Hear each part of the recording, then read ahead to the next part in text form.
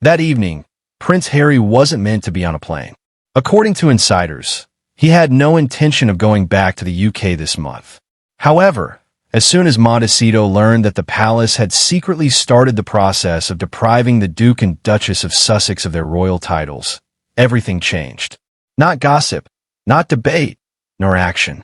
According to insiders, the meeting descended into turmoil as soon as Harry's staff learned the news.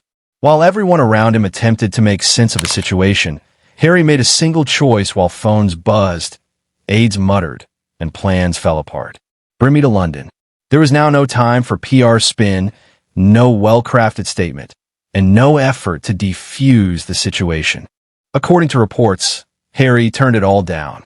He merely desired an in-person meeting before the palace's ruling became final. Harry was in the air by himself in a matter of hours after a private plane was constructed at unprecedented speed. No Meghan, no kids, just a guy sprinting in the direction of the storm he had fled for 4 years. Here's what makes this even more startling, though. King Charles is not the person Harry is trying so hard to get in touch with. William is here, and that gives us all the information we need to understand where the true power is now. Whispers of a peaceful transition, a gradual but steady handover of authority, have been circulating about Buckingham Palace for months. Charles is said to have adopted a kinder, more subdued attitude toward royal life as a result of his sickness and exhaustion. He steers clear of confrontation, avoids conflict, and tends toward peace. However, William has taken on a whole new duty. According to insiders, he is no longer behaving like the heir. He is behaving in a kingly manner. According to reports, employees within the royal gates call this time frame the pre-accession era. William is already making the decisions, according to this nice code term. William is in charge of crisis meetings. William, who approves important choices. William has assumed responsibility for the public perception of the monarchy.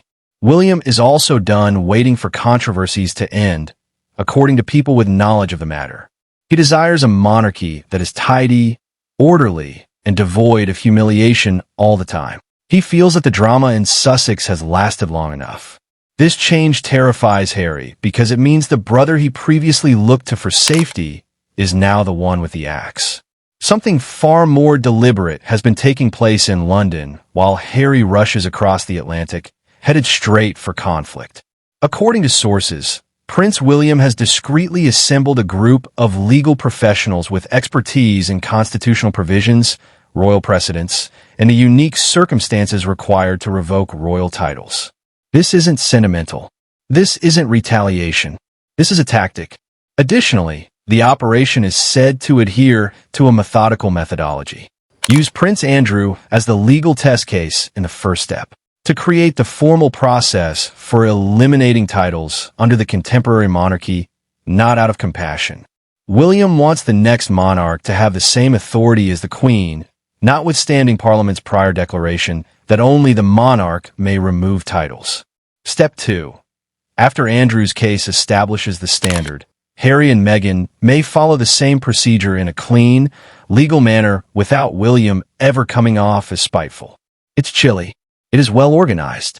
This change transforms the royal family from a household into something more akin to a business boardroom. Harry is racing home before the paperwork becomes his last farewell, since he is aware that once this machine gets going, it is nearly hard to halt. Another storm, unrelated to Harry, but having a greater impact on him than he knows, has been building on the other side of the globe while he speeds through the night sky toward London. According to sources, Harry wasn't the one who really made William lose patience. It was Sarah Ferguson and Prince Andrew. Royal insiders have been whispering for weeks that the Epstein controversy, which many had assumed had subsided, was resurfacing. The murmurs are heavier, darker, more frighteningly detailed this time. There are rumors circulating through the royal corridors that more emails may surface linking Andrew to Epstein on a financial as well as social level. And that's not all. Scotland Yard may have been swayed or used to undermine Virginia Roberts, one of Epstein's accusers, according to renewed allegations. The monarchy is rocked, if even a small portion of this is accurate. Next is Fergie, whose previous interactions with Epstein are currently being re-examined. According to sources, she could have taken more than £2 million from him over an extended period of time. There are also rumors that he quietly supported her financially for over 15 years. This is more than scandal to William. Inside the very walls of the organization he is meant to oversee, there is rot. He believes the monarchy is becoming less credible. The newspapers are circling like sharks, he observes. He observes a slow but steady deterioration in the crown's repute. William then makes a choice that will shape all that comes after. He will clean up the family's mess if they refuse to. Harry returns to London in terror as a result of that choice, which starts a chain reaction. Harry went into a whole other state when he discovered that William wasn't simply irritated but was purportedly compiling official documentation. The carefree father from California had vanished. The self-assured memoirist had vanished. The vocal royal rebel had vanished. A guy in crisis was all that was left. According to sources, he declined to connect via emails, personnel, or attorneys. Before the choice became final, he wanted to have a face-to-face conversation with William. However, many close to William claim that he has little interest in talking about emotions. He seeks evidence, action, and accountability. This is how one insider supposedly stated it. William is not interested in an explanation. He's looking for an example. What does that signify? This implies that if Harry wants forgiveness, he must cease all public insults, withdraw or restrict his intentions for a memoir, disassociate himself from Meghan's business tactics, refrain from utilizing the royal name in media endeavors, and revert to the reserved, well-behaved royal he once was. To put another way, he needs to reverse the decisions he made during the previous 4 years. He needs to make the spotlight he created smaller. Once more, he has to put the crown before his emotions. And the fact that this is no longer a family dispute is what scares him. This is an ultimatum. William is not bluffing, as Harry is aware. He is aware that the judicial system is progressing.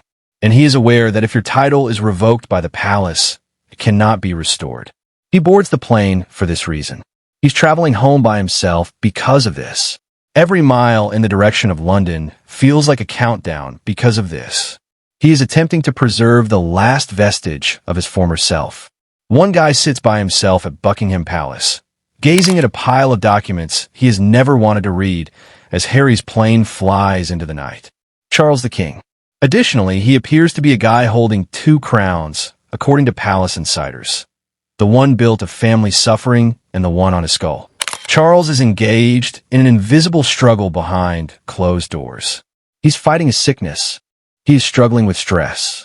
And he is struggling with the fact that his sons, who were once inseparable, are now on opposing sides of a royal conflict. The weight of tradition was on his left. The pain of a father who still views Harry as the young man who lost his mother and got lost is to his right. However, Charles is under more strain than he is in love. Senior government officials have reportedly privately cautioned him that the monarchy cannot withstand another public crisis, according to sources.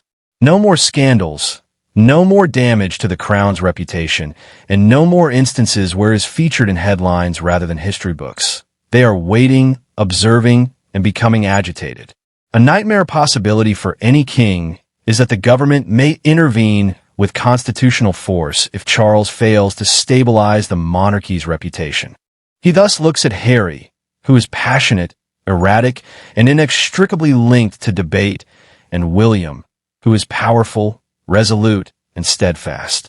And in that agonizing split, Charles discovers the truth that all kings ultimately come to grasp. Only when an individual makes a sacrifice does the crown endure. He is aware of the decision he must make. However, it doesn't make things simpler. Harry is battling for more than just his dignity as his jet descends near London. He is battling for the future of his family. Because everything changes if the titles are eliminated. Henry Charles Albert David Mountbatten Windsor, a name that seems more like paperwork than a heritage, becomes the Duke of Sussex. Meghan loses the prominence that propelled her international branding when she becomes Mrs. Mountbatten Windsor. Additionally, the children, Archie and Liette, lose the metaphorical protection that came with being born as princes and princesses. However, the consequences are not just psychological, but also monetary. Because he was a prince, he signed those enormous book agreements. The world desired the pair who broke away from monarchy, which is why Netflix contracts were purchased. The brilliance of the royal name encompasses all of the alliances, speeches, and appearances. Their entire brand loses its allure if the titles go. Additionally, in the entertainment industry, the salary diminishes along with the shine. Invitations decrease, security threats increase, and their impact wanes. Without their titles, they become simply another famous couple with a podcast and a past, according to a royal aide. And Harry's worst dread is that. The notion that the society he was born into, the world his children ought to have inherited, might go with a single stroke of a pen. Not the money, not the fame, the eraser. Buckingham Palace is illuminated by morning. As the guards take their new posts, golden light pours over the stone walls.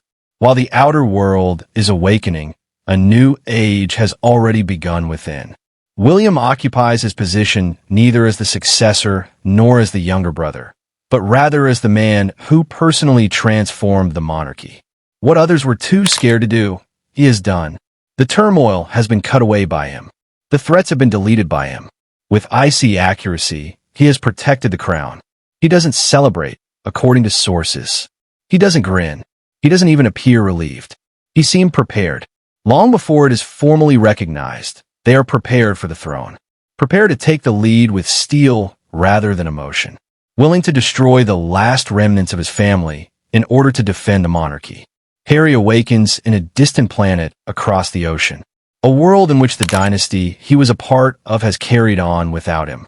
Where the doors he used to enter are now locked.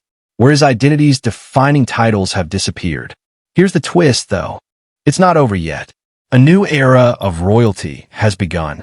A time when William emerges as the icy mastermind behind a more powerful monarchy.